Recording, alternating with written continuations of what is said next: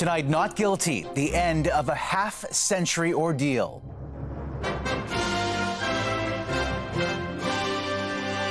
An Indigenous man convicted for a murder he did not commit, exonerated. Nice to be free after all these years. The apology after an incarceration infected by what the judge called systemic racism. We got to do right by this person, and we will be there. A child dies in Ontario's first domestic human rabies case in decades. Israel intensifies strikes on Iran's proxies as G7 leaders issue an urgent new warning, confronting a human smuggler who swindles thousands of migrants searching for a new beginning. How much does it cost for someone to hire you? $8,000, $10,000. And the risks and rewards of a historic city's hockey renaissance. The protests over a puck drop that cost millions.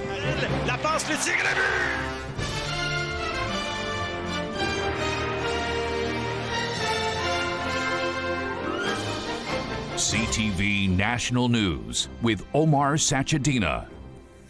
Good evening, everyone. An Indigenous man from Manitoba is celebrating his freedom tonight after a long and exhausting 50-year fight. Outside court, Clarence Woodhouse, now 72, held a shirt with a simple but powerful message: the third man exonerated in the 1973 death of a chef who was beaten and stabbed. CTV's Alex Karpa on the journey to justice. Clarence Woodhouse walks out of a Winnipeg courtroom a free man, acquitted of murder after 50 years. Oh, the public just relax. He was my son there. Woodhouse, who is now 72, was granted parole in 1983 and filed for a ministerial review of his conviction. His lawyers say a confession Woodhouse supposedly made was fluently in English, although he primarily only spoke Saulteaux. The federal justice minister ordered a new trial earlier this year.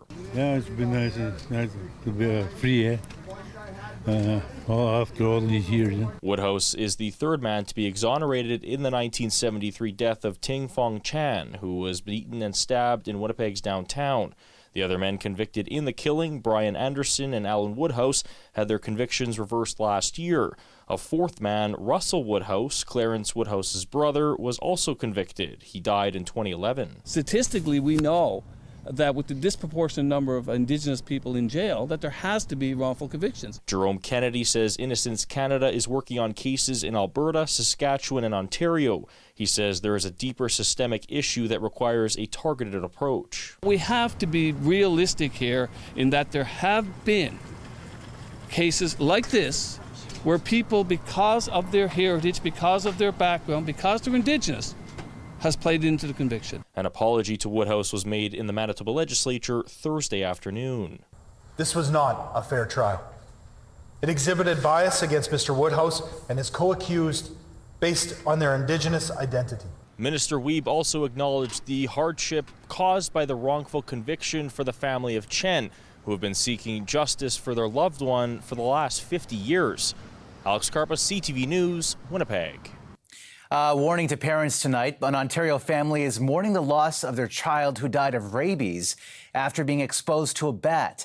And while there have been fewer than 30 human cases of rabies in Canada in the past century, those cases can be extremely serious. CTV's Andrew Johnson reports. On a September trip to Northern Ontario, health officials say a child woke up to discover a bat in their room. The trip would end in tragedy. This is extremely rare. This has only happened a handful of times in the history of the country, but that doesn't take away from how sad it is. The parents checked for any bites or scratches, couldn't see any, so didn't pursue treatment, but the damage had been done. This is sort of the scariest scenario, is you've got a bat that shows up in a room with a kid, and maybe the kid's too young to accurately report what that interaction might have been, or maybe they were asleep. But the truth is, anytime you have potential contact between wildlife like that and a person, you have to treat it as the worst case scenario. Those scratches or bites can be so small that they're imperceivable, but they can still allow for transmission of a rabies virus. The child from the Brantford area was later hospitalized and couldn't be saved. Experts say if you get medical help right away, rabies treatments are nearly 100% effective. But once you're starting to feel symptoms, it is almost always too late. We call it an almost invariably fatal disease. There have been a few individuals that have survived. And bats, if rabid, unlike dogs, will not appear violent or sick. What ends up happening is you get a bat that doesn't feel well and starts making dumb mistakes that put it close to people. This is the first instance of human rabies acquired in Ontario in 57 years. And the first death in Canada since 2019, when a BC man swatted away a bat in a park and also didn't realize he was in trouble in time to save his life. The takeaway: if there's any chance you've come into contact with a bat, get your rabies shots immediately, just in case. Omar. All right, Andrew, thank you. G7 leaders are warning tonight that a dangerous cycle of attacks and retaliation risks fueling uncontrollable escalation in the Middle East, urging in their joint statement all regional players to act responsibly and with restraint. CTV's Heather Wright with the latest on the tension and the turmoil. An explosion lights up the night sky in Beirut. The blast, reportedly near the airport, took place shortly after a plane landed. Israel has ramped up its strikes on targets in Lebanon, including this building in central Beirut, near the country's parliament. Officials say 9 people were killed.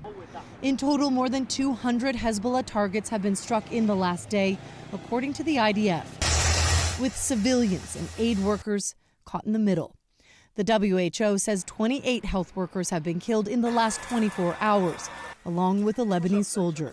Israel also carried out an airstrike at a refugee camp in the occupied West Bank, killing nearly 24 people, including a senior Hamas leader. In a sign Israel may move further north in Lebanon, the IDF has told residents of 20 more towns to leave, indicating the troops could go beyond the Litani River, the boundary of a buffer zone established by the UN following the war in 2006 between Israel and Hezbollah. Lebanon's health ministry says this most recent conflict has killed nearly 2,000 people, with roughly 1 million now displaced. More than half of those forced from their homes are children. We're very concerned about their mental health and their well-being.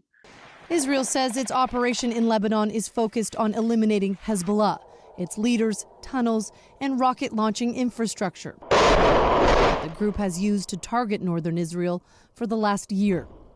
Israeli leaders are also weighing their options in how to respond to Iran and its unprecedented missile strike on Tuesday. Does Israel go after the nuclear infrastructure in Iran? Do they attack oil fields in Iran? More than just the military and intelligence facilities that they've targeted in the past. Iran's mission to the United Nations said it would strike back against an Israeli retaliation, warning any country that helps Israel would also be deemed a legitimate target. Omar. All right, Heather, thanks. And the crisis will be top of mind for world leaders at a key meeting in France. CTV's Jeremy Charon is in Paris tonight. And Jeremy, tell us what's on the agenda.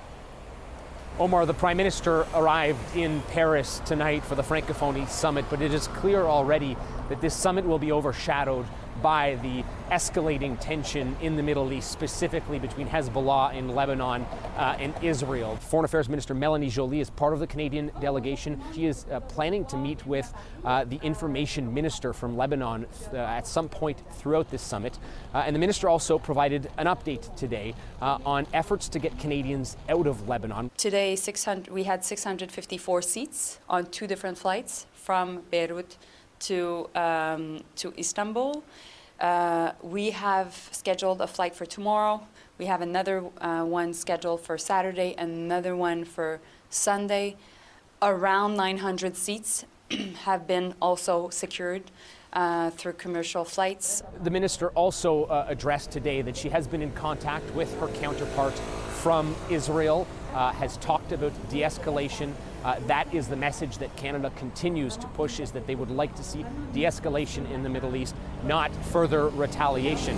As for the actual Francophonie summit, there is an agenda here that centers around the French language. The Prime Minister will be taking part in several meetings tomorrow. He has several bilateral meetings planned as well. Innovate, create, and do business in French is the theme of this summit this year, and that will be the focus of Canada and all of the other countries taking part in this summit. Omar? Jeremy Charon in Paris tonight. Canadian auto parts billionaire Frank Stronach is facing new sexual assault charges after more women have come forward to police. And as the list of allegations grows, so do the implications for Magna International, the company he founded. CTV's Judy Trin reports. Peel police have laid more charges against Frank Stronach.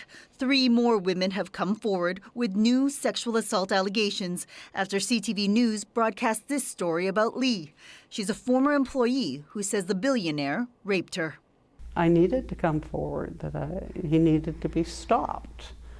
The list of Stronach's alleged victims has grown to 13. He faces 18 charges, including rape, sexual assault, attempted sexual assault, and unlawful confinement. Lee worked at Stronach's private stables. We don't know if the other women were also employees or where they were allegedly assaulted. The locations are listed as Toronto, Aurora, and Gormley. The complaints date back to 1977. If the assaults occurred on company property or if management knew, Stronach's corporation could be held liable. When a board becomes aware of serious allegations, or even allegations where there might be smoke but not fire, it's incumbent on a board to take further action and to stand up against, wrongdoing, which could, in all of its forms. The company Stronach founded, Magna International, says that since the allegations surfaced, it has hired 2 law firms to investigate past records.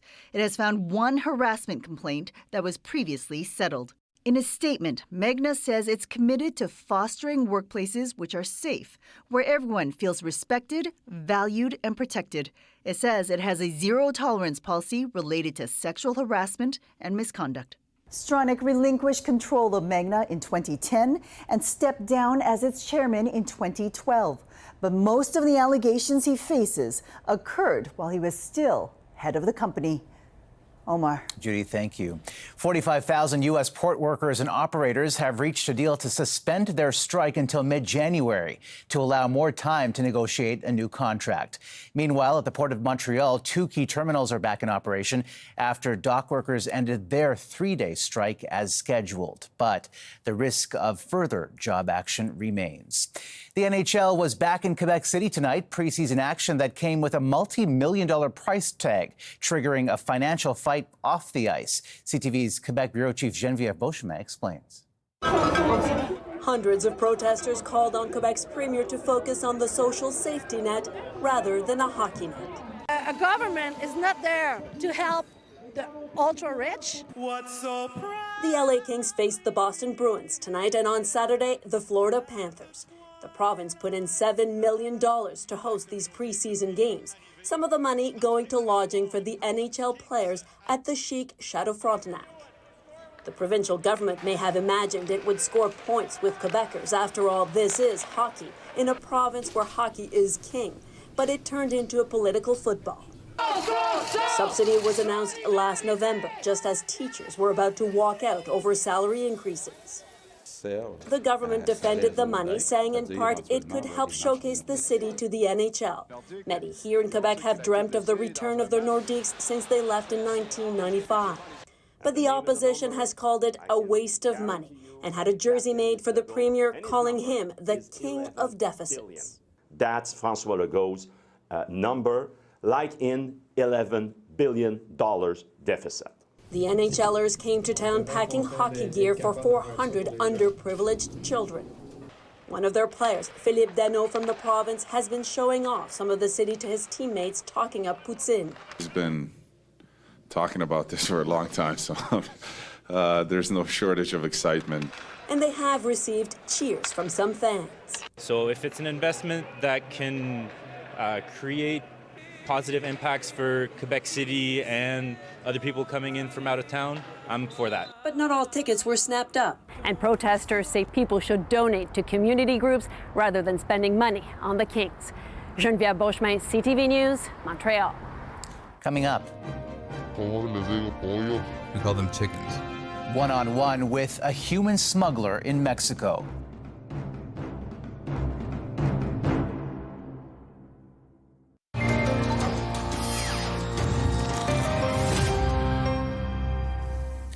They profit off the desperate. In part 4 of her series, W5's Avery Haynes comes face to face with a human smuggler who charges migrants exorbitant fees for a shot at a better life. This is Ciudad Juarez on the other side of the river, El Paso, Texas. Son halcones. These people that they just gave the rope are halcons. So they're watching to see who's coming into their territory. Falcons are the nickname for cartel lookouts. We're on our way to meet a coyote, a human smuggler. Our driver is the middleman. He doesn't want to be identified. You said this area we're going to is very dangerous. See, what was that? Viejo, ¿sí se puede dar vuelta, va? He's trying to figure out what's going on from the driver beside us. Hoy. Again. ¿Sí escuchan? Pop, pop. Son balazos.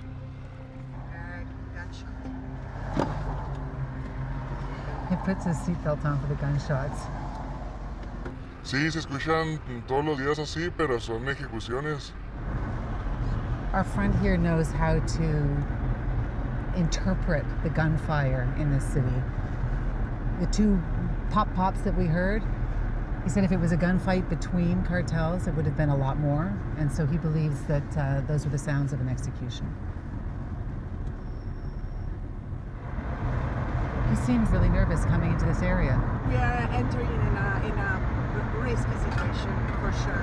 We have to turn the camera off until we get into a cluttered, walled-in backyard to interview a man who earns a living smuggling humans. Producer Maria Teresa Scotti and I help him with his mask. He checks to make sure he can't be identified. He tells me to call him Damien. I work smuggling undocumented people into the United States to get them to their destination. We call them chickens. It's like a depraved zoo. Cartel spies are falcons, smugglers are coyotes, and migrants, chickens. Damien tells me that here, they don't cut through the wall, they go over it. Sometimes we use ladders, long ladders, or others made of rope. How much does it cost for someone to hire you? $8,000, $10,000. You're telling me that each migrant is paying $8,000 to $10,000. What do they get for that money? There are various prices because a fee is charged for everything. I take you where you want to go, to whatever city you want to go to. It is my mission to fulfill you. But often migrants are just dumped on the U.S. side and left to fend for themselves. And this is what happens if they don't have the money to pay for that crossing. Disturbing photos released by the U.S. Department of Homeland Security showing what the cartel did to 13 migrants who were rescued in a stash house after being kidnapped, tortured, and extorted. Migrants are now stuck in Mexico longer because of new rules that took effect in June. Those caught sneaking across the border are no longer allowed to claim asylum. Instead, they're detained and deported.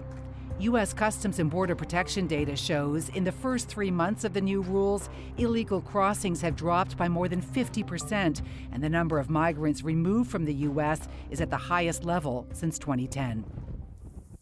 Tomorrow, we bring you the emotional reunion between Avery and 2 girls she rescued in the Darien Gap 6 months ago. And the W5 investigation Narco Jungle, The Death Train, airs Saturday at 7 on CTV. Still ahead, the major shift in shopping habits to save money.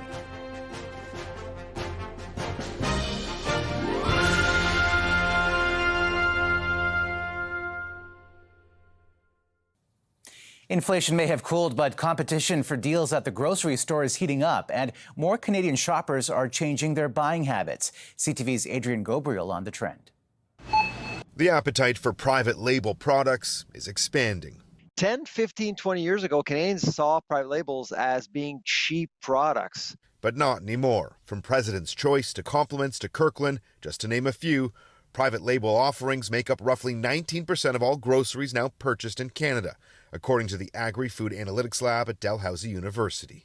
This is the legacy of the food inflation storm that we just experienced over the last couple of years. We've just trained Canadians to become incredibly frugal. And grocers are taking notice. In a statement, Metro says it's working on a comprehensive rebranding of its Irresistible brand to increase its visibility. One of the country's largest grocers, Loblaws, has launched a test pilot, opening 3 of these no-name stores they claim can help customers save up to 20%.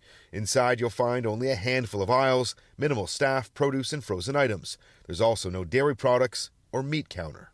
As a company, we listened to our customers, and our customers said, we want cheaper grocery prices. So we said, let's have no name, bring it to the customers in a store. You went in, you walked around. I did, Your yes. thoughts? Yes, it does seem to have lower prices. They only have a limited number of products. But it's your staples. I guess it's a quick go-to. It's a step up from the dollar store. It's like more variety.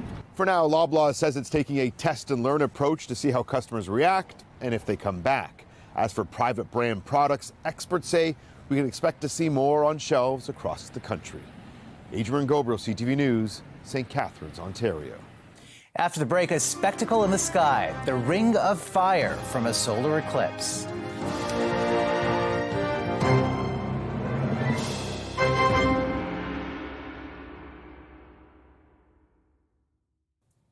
We leave you tonight with images of a dramatic and dazzling display in the sky, a reminder that our sun really is a star. Here's CTV's Paul Hollingsworth. This is the Ring of Fire, an annular solar eclipse. Astronomy professor Paul Delaney says it looks different compared to a total solar eclipse based on the moon's distance from Earth. Its apparent angular size was insufficient to cover the entire disk of the sun. And so what you were left was a donut of the solar surface surrounding the blackened disk of the moon. April's solar eclipse featured the moon being even closer to Earth, making it appear bigger than the sun and then blocking out sunlight. And therefore, we literally extinguished the surface of the sun from our perspective. Whenever there's an eclipse, people around the world scramble to find the best possible view. I think that just captures people's imaginations, that there are things happening out there well and truly beyond our control. So far, 2024 has been a fascinating year for skywatchers. Solar eclipse, lunar eclipse, northern lights,